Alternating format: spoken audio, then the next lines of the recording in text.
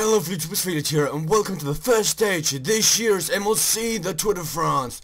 And how fitting that the oldest guy in the entire peloton leads us out. Nico Eekhout on Vacansoleil leads the peloton out. As we go in the first turn of this year's Le Tour de France and MLC, we also see the Danish champion Michael Mørkøv in the front. When will the first attacks happen? We don't know, but we're waiting for it right now. We see Keselowski and Orica Greenedge. Oh wait, that was an attacking. The Danish champion is the first guy to attack in this year's MLC. With right behind him is Alex Dowsett and Francesco Schur. Anyone responding to it down from the peloton? We see Simon Gaywood sitting up there. He's going to be a nice surprise to see what he can do in the Tour de France this year. But the Danish champion, Michael Mørkøv, getting selected second overall, the first guy to attack. He's already going for the Super Competitive prize already. We will see what's going to happen. Right now, Fiascotje and Orica Greenedge is sitting at a small pace with Pablo Tessuto and Garmin Sharp, with Keselowski on there too. So we'll see if the peloton's going to react. I think we should come back if more guys attack, or we should come back at the category 4. So, those two guys who used to be in the same team together attacked. Svein Tuft and Stuart O'Grady. From Vacansoleil, Nico Eekhout's team, O'Grady attacked. From Nutrixxion, Svein Tuft attacked. A small German team that made it into MLC this year. Svein Tuft is on this team, so we have a lot of time trial listeners to break right now. All these guys are big favorites to keep it to the end already right now, because everyone can attack away from the breakaway and actually hold it all the way to the end. So we'll see how these guys can do. Will these guys talk? Will Svein Tuft and O'Grady talk together since they used to be in Orica Greenedge together? Or will they work against each other because they know each other's tactics and stuff? We don't know, we have to see in the end. But right now the pace is high in the peloton from Astana and Omega Pharma Quickstep. They're only letting them have a minute 20, so we'll see if anything really is going to happen with this breakaway. They need around 5 or 6 minutes before being a real threat.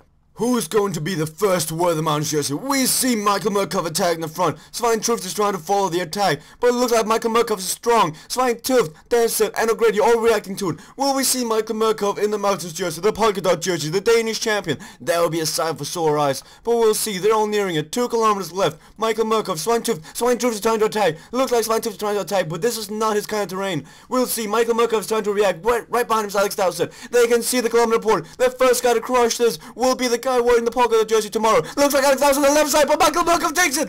Michael Mørkøv is gonna wear the polka dot jersey. I'm so excited to see Michael Mørkøv taking the polka dot jersey. The Danish national champion will wear the polka dot jersey tomorrow, and he probably will go on the breakaway tomorrow to keep that mountain jersey because there are more points tomorrow, and Michael Mørkøv is a real fighter. Right now, the breakaway's got 1 minute 20 seconds. We have a fast pace of Movistar and Astana to make a final quickstep. Movistar's got the biggest favorites today, Mark Cavendish. He's also got Gerald Ciolek and Andre Greipel. I think that's Andre Greipel. We'll take a quick look. It's Ciolek, Cavendish, and Tinkoff. It's Tinkoff. My bad, it's Tinkoff. But they're really big favorites. Let's see what they can do. But they're only letting them have a minute 20, so it's going to be real interesting to see if they will hold.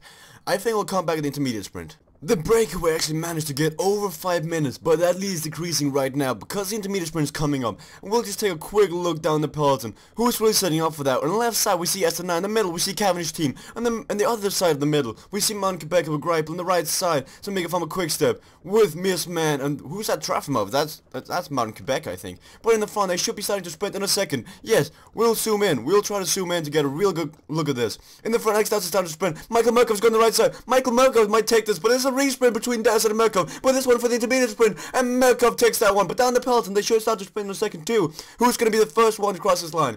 This is going to be the first real test to see who has got the strongest leg to win the first stage of the Tour de France and get the yellow jersey. On the right side, Peter Sagan is going, but in the middle, Greipel. On the left side, Mark Cavendish is also going. It's going to be a real big sprint. Marcel Kittel can't follow. It looks like Cavendish won that one in front of Greipel and Sagan and Kittel. So it looks like Cavendish has got the strongest legs today, but Sagan is better than Greipel for some reason, and Kittel was nowhere. So I think Astana's got to be disappointed by that. But now we should see the breakaway to gain up some time again, now that the intermediate sprint is over. And the peloton's got nothing to really go for except for the final finish. So we probably want to see the lead will increase up to 4 minutes again. Then around 35 kilometers it will decrease down to 2 minutes. We'll have to see. I'll come back with like 30 kilometers left and we'll see what's going to happen. So with 25 kilometers left, the breakaway still got a solid lead of 1:25, and with all these time trial specialists, they might get more time just because they're really good, and they might just kick it up a bit in the end.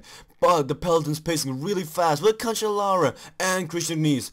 having Cancellara pacing for you is probably not the best thing that could ever happen to you, so that's really exciting. But so far, none has fallen, nobody's fallen yet, so the Johnny Hukelman award is still up, so nobody's crashed yet. But Cancellara's really taking big turns right now. A minute of 5, their lead is decreasing in the front. Cancellara's just a beast. The biggest favorite for this stage has to be Mark Cavendish. He showed in the intermediate sprint that he is really strong, and we'll see how he can do. But there are so many sprinters in this Tour de France, and we have no clue what's gonna happen. I believe there's 15 guys who can actually win this stage, actually have a realistic chance of winning the stage. Right now, we should start seeing the lead-out train starting to set up. We see Tinkoff, Sealeg, and Cancellara getting ready with Cavendish on their wheel. On the left side is Martin Qhubeka team with Grey Plum Boss's wheel. Rui Costa's also trying to sprint for this one. We see Mirsman. Looks like he's the real sprinter for Mega Pharma Quickstep. Actually, no, that's Sagan, my bad. Now, Roman Filiu, my bad, is getting to the front. Roman Filiu will lead out Sealeg, Tinkoff, and Cavendish. We'll see how they would do. Some guy got dropped. Oh, Bittencourt got dropped. It looks like Bittencourt will abandon. Bittencourt abandons. The first guy to abandon will be Carlos Bittencourt. What a shame for the SMC and the rest of the Garmin team. Their captain, or not captain, but the biggest domestique in Carlos Bittencourt. Nibali loses his helper by that, so that sucks.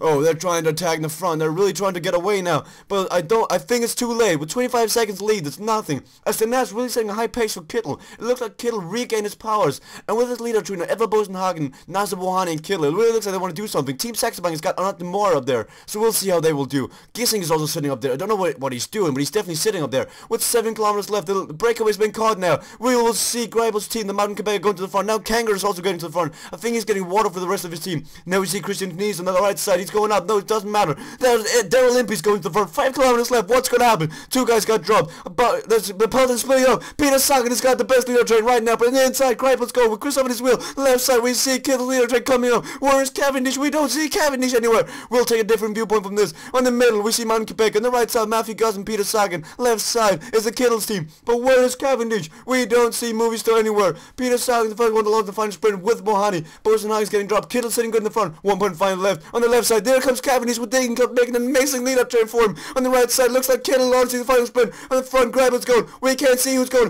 It's going to be between Greibel and Cavendish. Looks like Cavendish is the strongest. The right side, Kittle's going. Right behind him is Sagan and Goss. Looks like the guy to wear the yellow jersey will be Mark Cavendish. He's the strongest. Next strongest, Greibel, Kittle, and Sagan. Congratulations. That was an exciting sprint. The peloton broke up. We'll see who lost time.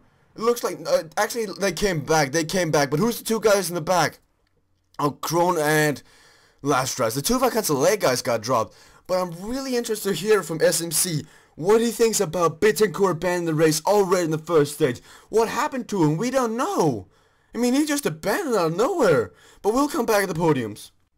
So, highest in the podium will be Mark Cavendish, proving that he is the strongest sprinter in the entire peloton. And Movistar did an amazing lead out for him, except for he was too far behind in my opinion. This could have been way cleaner. He could have won this by a lot, but he was too far behind. Let's see. In the yellow jersey, Mark Cavendish, but only 0 seconds down to Andre Greibel. So Andre Greibel realistically can come up there. We'll see how he's gonna do. But there's so many good sprinters in top 10. Just imagine if this would happen in the real Tour de France. That'd be amazing. So we'll see. In the sprinter's jersey, we'll also see Mark Cavendish, mainly because he also took a lot of points in the intermediate sprint. He's really proven that he's the strongest, and we'll see more of him. Not tomorrow though, later on, because tomorrow is going to be a hilly stage, and the biggest favourite for that one's got to be Peter Sagan. We'll see if Mega Pharma Quickstep will do anything good in that one. Michael Murkoff, the best Danish rider in the peloton right now, with the first guy in the overall mountain classification, wearing that pocketed jersey like a beast. Proving that getting picked second overall was worth it for Team Argos-Shimano, but can he keep it all the way to the Champs-Élysées? That's the question. The best guy in the young classification is Marcel Kittel. Right behind him is Peter Sagan. Right behind that guy is John Dingelkop, but I doubt that Dingelkop will be competing for this one, because he's a lead-up man for Cavendish, but we'll see Kittel in this one in Astana. The best team right now is Movistar, and Astana's right behind him, but this will be changed a lot tomorrow, because a lot of stuff will happen. So, thank you guys for watching the first stage. We'll just take a quick look if anyone lost time, because that was a hectic sprint, and time gaps could have been created for any big favorites. But Bittencourt abandoning is big. He was picked really far. Let's see, Carlos Bittencourt abandoned, but there's no time lost except for Paulo Lasser and Carlos Krohn. We'll probably see these two guys attack tomorrow in the hilly stage. But Carlos Bittencourt abandoning is, oh, wrong guy, is really, really huge for Nibali. I want to hear SMC. What do you think about this? Thank you guys for watching. See you guys tomorrow.